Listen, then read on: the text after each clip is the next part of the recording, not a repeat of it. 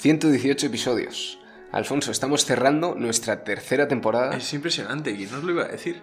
Ahora que ya casi está a punto de llegar el verano, ahora 21 de junio. Siempre hacemos unos parones de verano un poco largos y es verdad que algunos de vosotros nos los habéis dicho, pero es que siempre es complicado coordinar para grabar y ahora, pues bueno, en estos meses todavía más, ¿no? Entonces, bueno, hacemos este parón, también grabamos a lo largo del año, hemos sobrevivido a tu boda, a tu viaje de novios, mi feria del libro, mi cosa, y entonces, bueno... Sin que se note, pero ahora necesitamos un descanso, sobre todo por guardarnos en la recámara algunos temas para la temporada que viene, no gastarlos todos en junio. Sí, nos hemos dejado ciertos temas guardados y habrá que ir madurándolos, habrá que ver qué pasa también en el mundo, qué merece la pena explicar más en detalle y ya lo traeremos con fuerza desde el primer miércoles de septiembre. Porque ya sabéis que el podcast continúa. La cuarta temporada está ahí y seguiremos hablando, como dice Nico, pues de cómo está el mundo, de la geopolítica, de cultura. También sé que los episodios de libros gustan, ¿no? Ahora que ha salido el de Moby Dick, que ha tenido muy buena repercusión, pero también temas de ciencia, temas de energía, temas de economía, eso ya más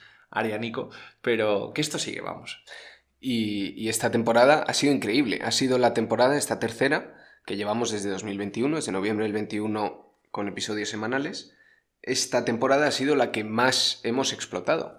Hemos pasado más o menos, pues no recuerdo si eran 2.000, 3.000 escuchas mensuales y ahora tenemos pues casi 20.000 escuchas mensuales. Así que muchísimas gracias a todos los que nos escucháis, los que nos ponéis comentarios, nos dais críticas constructivas y nos sugerís nuevos temas. Desde luego el crecimiento ha sido gracias a vosotros, o sea que estamos bueno, muy agradecidos, Nico. Jamás pensamos que el proyecto fuera a llegar a tanto. No, desde luego está yendo muy bien. Pero también gracias a un cierto libro, Alfonso. Bueno, sí, era pero un premio. Del podcast podía haberse desinflado si no fuera bueno, o sea que tampoco nos quitemos mérito. Es verdad que el Premio Planeta nos puso ahí un poco más en el ojo, pero bueno, el podcast lo vale también, ¿eh?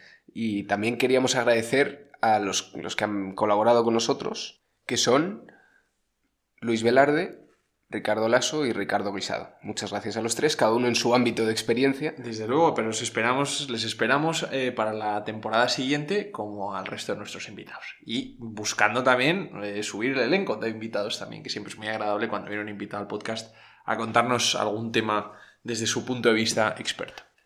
Y la última novedad que hemos tenido esta temporada ha sido nuestro primer episodio presencial. Queremos daros las gracias a todos los que pudisteis venir y a los que lo habéis visto y escuchado luego. También al ámbito del Corte Inglés, que fue el que nos lo propuso, hacerlo allí en la librería del Corte Inglés de Castellana.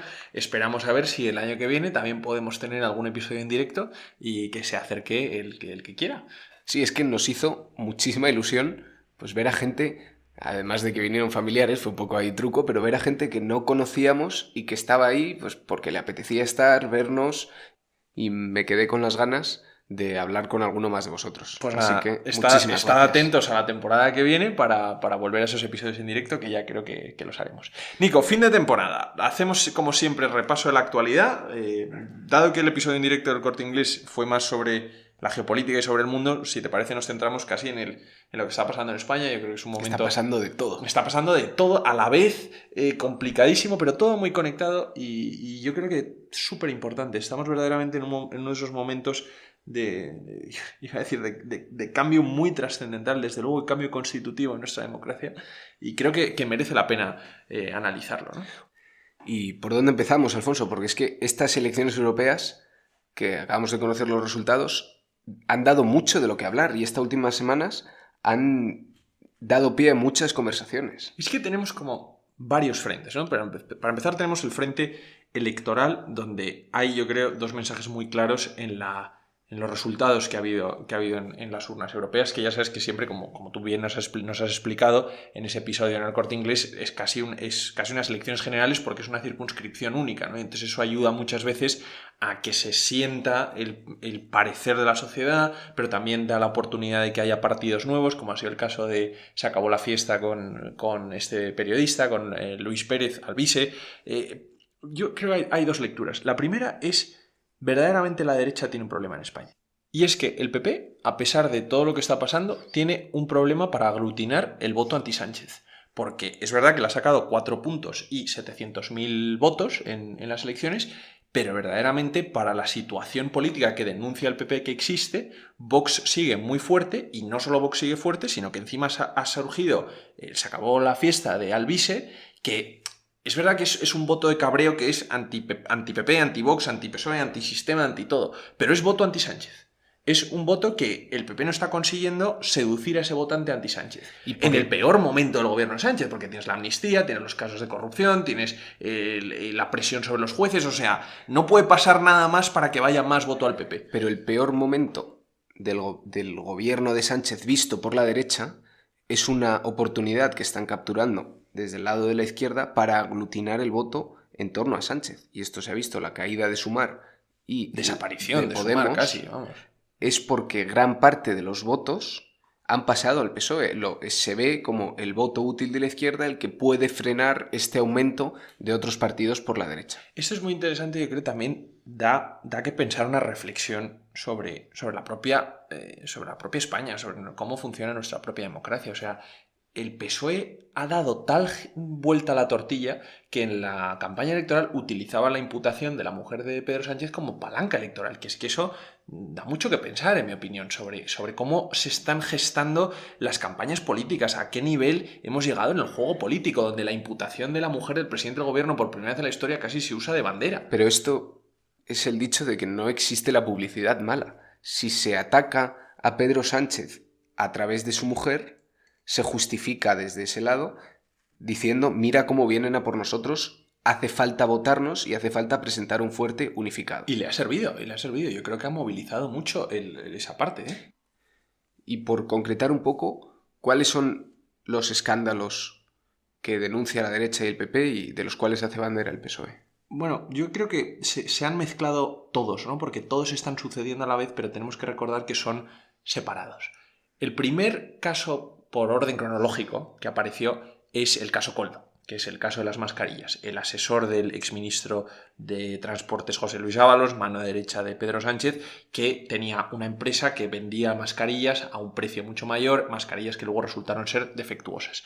Esa es una parte que se cobraron la cabeza de José Luis Ábalos, lo echaron del partido, lo echaron del grupo parlamentario, el PP monta una comisión de investigación en el Senado por donde desfilan muchos presidentes autonómicos del PSOE durante la pandemia, entre ellos la actual presidenta del Congreso, Francina Armengol, y se ve que verdaderamente esta empresa Koldo, el asesor, era el chofer de Ábalos, hizo de intermediario para esta empresa ganando una comisión. A ese caso se ha puesto otro por encima, que es el de la mujer de Pedro Sánchez, que es un tema particularmente sensible para él, que de hecho nos ha costado una crisis diplomática con Argentina, ¿no? Porque vino el presidente argentino, insultó a la mujer de Sánchez, Sánchez quitó al embajador, en fin.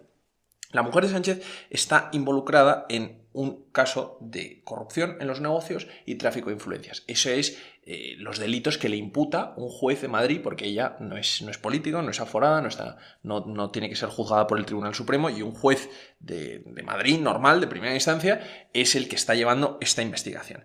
Y esto es lo que causó esos 5 días de reflexión de Pedro Sánchez, el tema muy grave, en mi opinión, de que él sabía que su mujer estaba imputada y lo mantuvo oculto durante un mes entero y luego nos enteramos por la prensa de que él lo había sabido. En fin, este juicio está pendiente de que se le tome declaración a la mujer del presidente de gobierno, Begoña Gómez, el día 5 de julio. Pero ahora se ha llevado a Europa, ¿verdad? Ahora hay una parte que se ha llevado a la Fiscalía Europea porque se considera que parte del dinero que puede haberse malversado dentro de este escándalo de corrupción podría afectar a los intereses de la Unión Europea. Y entonces la Fiscalía Europea, que tiene... Es que, claro, esto es muy complicado porque el fiscal europeo en España es un español, que encima es un español que ha estado muy vinculado al Partido Socialista. El fiscal europeo en España, que es un español que se llama De Lucas, su hermano fue senador del PSOE. O sea, ahí hay toda una trama que es lo que están denunciando, ¿no? Que le quieren quitar al juez, el juez Peinado, le quieren quitar ese caso. Español de Madrid. Al juez Peinado, que es el que imputó este delito, que le quieren quitar esta causa para que caiga del lado de alguien afín y dilate mucho los procesos. O que dicen que es afín. Y dilate mucho los procesos en el tiempo, ¿no? Porque sobre todo la bomba en la campaña cayó con que a la mujer del presidente del gobierno, el juez la citó en medio de la campaña. Dijo, el 5 de julio tú tienes que venir a prestar declaración. Y entonces salió toda esta avalancha diciendo de que el juez se estaba metiendo en campaña, el juez se tuvo que defender porque dijo, esta es una persona anónima, en teoría no va en unas listas, no es político y la justicia sigue su curso. Esos son uno de los escándalos. Ahora se suman otros escándalos del hermano del presidente del gobierno, que es un hermano que parece que también está imputado por malversación de fondos, por tráfico de influencias, por una serie de chanchullos, presuntos chanchullos que ha podido tener en Badajoz, con la Diputación de Badajoz, en fin, estos múltiples escándalos de corrupción. Y esto es la corrupción económica. Y a todo demás lo que denuncia la derecha es el último movimiento de Pedro Sánchez por asaltar el Consejo General del Poder Judicial. Que Esto es todo que lo viene que muy de lejos, porque llevamos 6 años con el Consejo General del Poder Judicial. No sé si en la primera temporada ya hicimos un podcast explicando este bloqueo. Y fíjate, lo recuerdo porque lo hizo Jaime Leal, que vino, y decíamos, llevamos casi 1000 días. Pues ahora llevamos casi 2000 días de Consejo General del Poder Judicial en funciones. Es verdad que esto es un serio problema democrático. La composición del Consejo ahora mismo responde a una mayoría parlamentaria del año 2013. O sea, una sociedad totalmente distinta y totalmente distorsionada. Aquí donde está el problema. El PSOE quiere renovar el Consejo, pero necesita 2/3 de las Cortes, es decir, necesita al PP. Lo quiere renovar porque el Consejo es el que nombra nuevos magistrados para el Tribunal Supremo, que es lo que verdaderamente interesa a Sánchez, sobre todo dado los casos judiciales que le vienen, estos que acabamos de explicar, muchos de los cuales pueden acabar en el Supremo. Luego quiere controlar el Consejo General para poder controlar el Supremo. El PP ahí es donde se ha enrocado y dice que la condición para renovar el Consejo es cambiar a la vez la forma en la que se elige el Consejo para que no vuelvan a ser los partidos, lo que se dice comúnmente, pasteleando, ¿no? Tantos jueces progresistas como los llaman para ti, tantos jueces conservadores como los llamas para mí. Entonces, como quieren acabar con eso y el gobierno no quiere acabar con eso, por el interés que tiene, el gobierno se ha plantado y ha lanzado un ultimátum en el que le da al PP 15 días para renovar el Consejo, y si no lo renueva, Sánchez salió en la televisión española diciendo unas pinceladas, un plan que no ha bosquejado muy bien, sobre lo que hará si el PP no responde a su ultimátum, que es reformar las mayorías necesarias para renovar el Consejo General del Poder Judicial. El Consejo General del Poder Judicial ya está maniatado por Sánchez. Sánchez pasó una ley orgánica hace 3 años, me parece, para que el Consejo no pudiera efectuar nombramientos de magistrados desde el Tribunal Supremo a el último juzgado de España, vacantes, de vacantes judiciales, ¿no? Y eso ha llevado a un colapso de la justicia. Y eso el gobierno lo hizo un poco para presionar. O sea, que impidió que se pudieran nombrar nuevos jueces. Sí, porque el consejo que los nombraría estaría en funciones. Entonces la ley que pasó es que el consejo solo puede nombrar jueces cuando no está en funciones. Por eso hay una crisis de la justicia ahora mismo. Por eso hay muchísimos juicios que se están aplazando. Mira, esto yo no lo sabía. Esto, claro, fue una maniobra del gobierno que pretendía estrangular al Consejo General del Poder Judicial para que la situación fuera tan insostenible que el PP se viera forzado a renovar porque no hay jueces. Porque los jueces se jubilan, se mueren, piden una excedencia y no hay quien los reemplace porque solo el Consejo puede nombrarlos. Solo el Consejo puede nombrar a los jueces. Claro, nombra a los magistrados de justicia. Y entonces, si está en funciones y hay una ley que le prohíbe hacer esos nombramientos en funciones, la justicia queda colapsada porque las vacantes no se renuevan. ¿Qué sucede? Que ese plan no dio resultado, sino que estalló la escopeta, porque ni el PP renovó, los jueces se enfadaron muchísimo y ahora estamos en una situación de justicia bloqueada porque no se pueden hacer nombramientos en funciones. Justicia bloqueada y nombramiento del Consejo también bloqueado. Bloqueado, exactamente. Y entonces ahora lo que propone el presidente del gobierno es rebajar las mayorías, es decir, que no haga falta el 2/3. Que no haga falta los 2/3, que eso sería inconstitucional y la Unión Europea se metería porque fue algo parecido a lo que intentaron hacer en Polonia y la Unión Europea amenazó con represalias a Polonia si lo llevaba a cabo porque lo consideraba un ataque a la separación de poderes y al Estado de Derecho. Entonces España podría verse en la misma situación. Y otra de las cosas que pretende el presidente del gobierno con esta reforma, que no ha bosquejado todavía, esto simplemente lo ha lanzado como, hay quien dice también para que no se hable del resultado de las elecciones, claro, pero que no quiere que sean los jueces los que elijan a los jueces. Y esto es lo que ha hecho saltar todas las alarmas. Porque si los jueces no eligen a los jueces, ¿quién elige a los jueces? Los políticos, el Congreso, el Gobierno, eso sí que es ya una quiebra constitucional. De hecho, ha salido el presidente en funciones del Consejo General del Poder Judicial a decir que explique cuál es el plan, porque esto es aterrador. Ha dicho aterrador, ha sido la palabra. Una situación donde un Consejo del Poder Judicial no nombra a los propios miembros del Poder Judicial, entonces, ¿quién los nombra? Bueno, y es verdad que se nos está escuchando bastante subidos de tono y enfervorecidos, pero es un tema muy grave. Es muy grave y sobre todo lo que es muy complicado. Y entonces muchas veces es muy difícil de seguir. Es muy difícil de entender. Y yo verdaderamente quiero hacer una llamada a decir, las democracias se mueren por esto. No se mueren porque de repente venga un militar y dé un golpe de estado e instaure una dictadura militar. Eso ya no pasa. Las democracias se mueren desde dentro y esto es lo que tenemos que estar muy atentos, que es que el Estado de Derecho no se destruye de un día para otro porque haya una rebelión militar. Las rebeliones militares son cosas del pasado. Los Estados de Derecho se descomponen por dentro porque los propios políticos y los propios demócratas, que en teoría tendrían que sostenerlos, utilizan los métodos y utilizan las leyes y utilizan el ordenamiento jurídico y utilizan las mayorías en los parlamentos para atacar las propias instituciones. Esto es un ataque a las instituciones si se llega a consumar. Es que es impresionante que el presidente del Consejo General del Poder Judicial en funciones haya utilizado el adjetivo aterrador. Eso es muy significativo, en mi opinión. Muy significativo.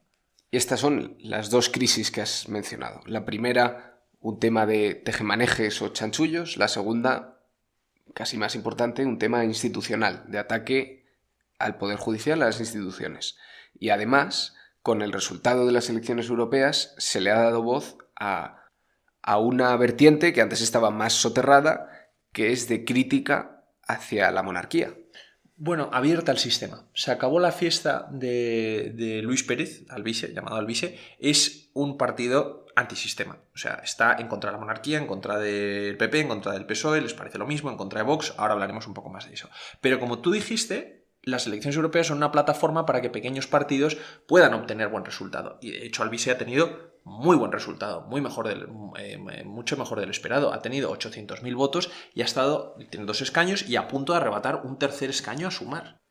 Eso es, como dijimos en el podcast en directo, las razones por las que estos partidos pequeños aprovechan las elecciones europeas es porque es una circunscripción única, entonces no se pierden votos sueltos por ahí en provincias que no consigan escaños. Todos sirven para el escaño. Y que no hay un límite inferior de porcentaje de votos mínimo necesario para poder tener representación. Si os acordáis, Podemos en las elecciones de la Comunidad de Madrid no llegó al mínimo que establecía la Comunidad de Madrid, el 5%, y no tuvo representación. Y todos esos votos van a la basura. Se perdieron. Eso no ocurre en las europeas en España.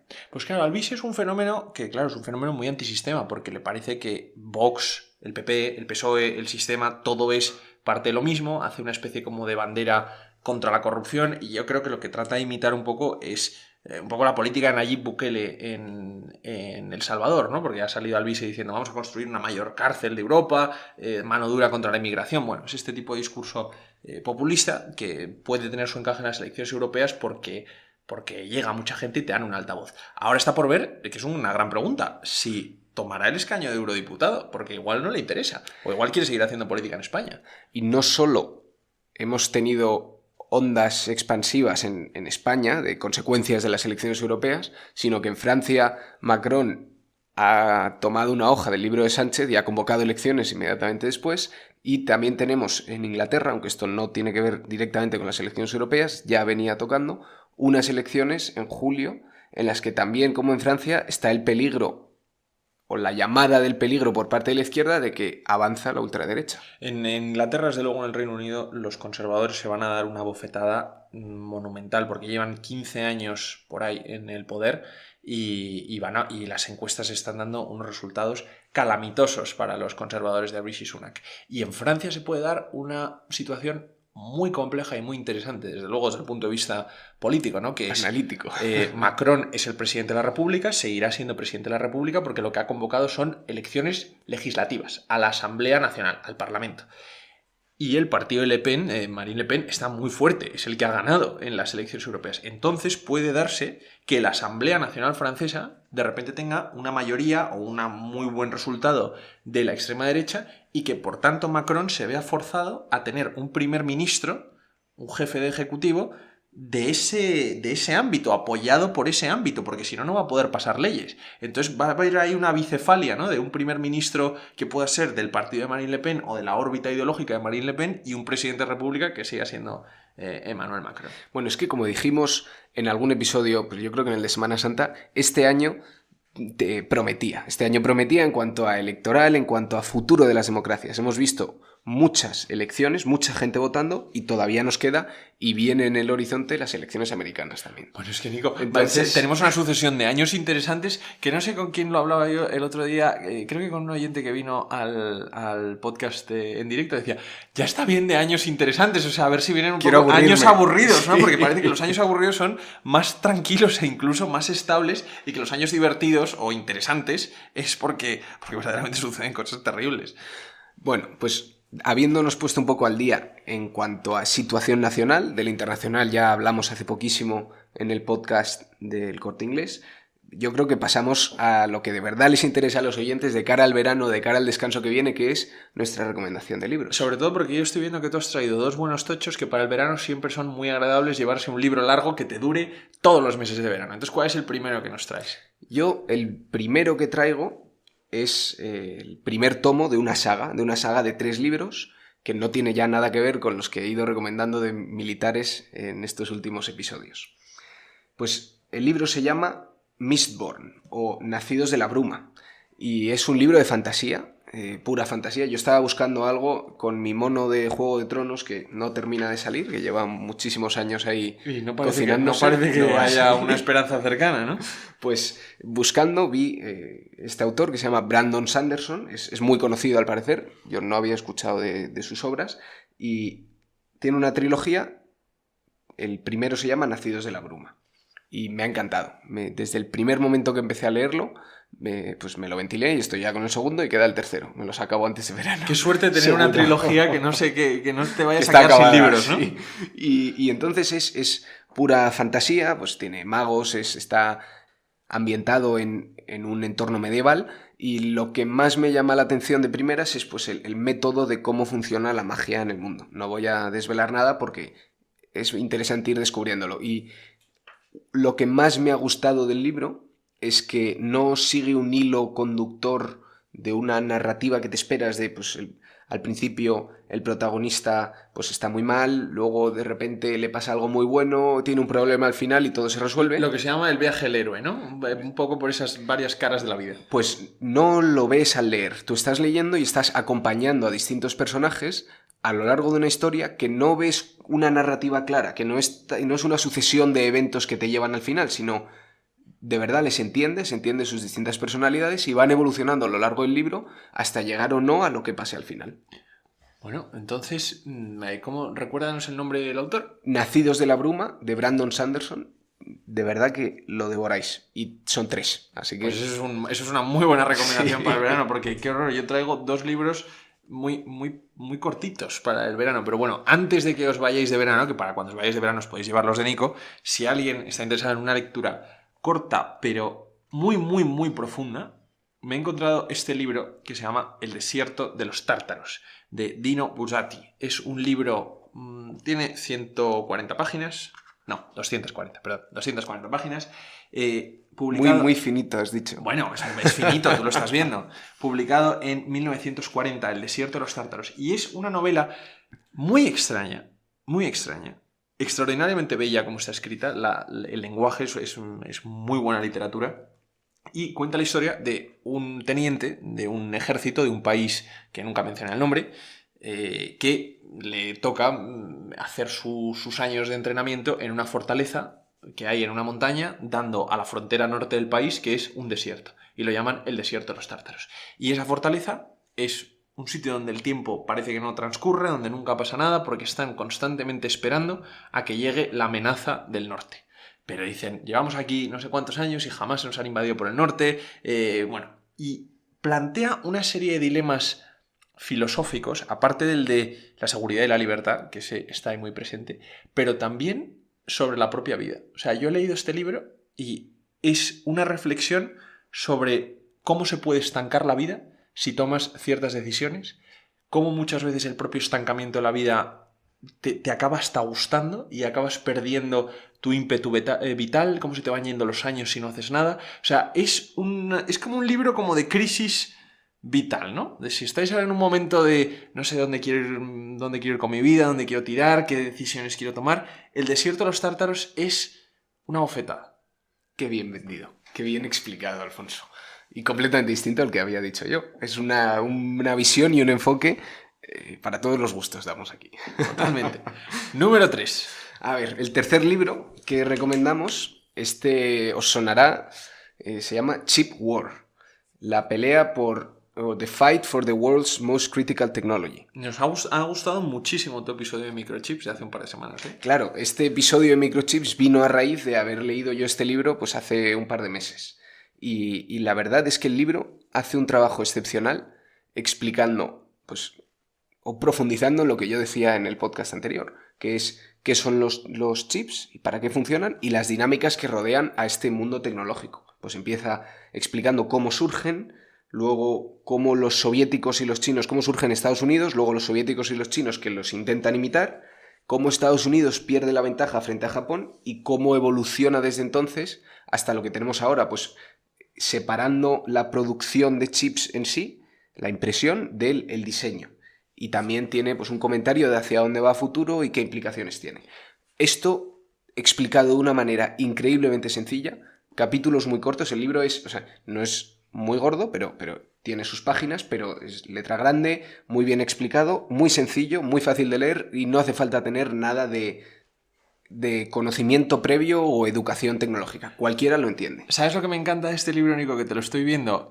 Lo que dice la crítica de él al principio, dice, es a non-fiction thriller. Eso me encanta, me parece que lo define fenomenal. A non-fiction thriller. Pues no he dicho el autor, se llama Chip War, de Chris Miller, escrito en el 22, sigue vigente actualmente, vamos, o sea, pues sigue en boga. Ahí tenemos nuestro libro de no ficción para el verano, y el último que yo recomiendo es un libro, no me lo he terminado todavía, pero lo recomiendo porque me está gustando, de un autor francés que se llama Philippe Claudel, y el libro se llama El archipiélago del perro. Y está traducido en español, editado en español por la editorial Salamandra. El archipiélago del perro también es un libro un poco reflexivo.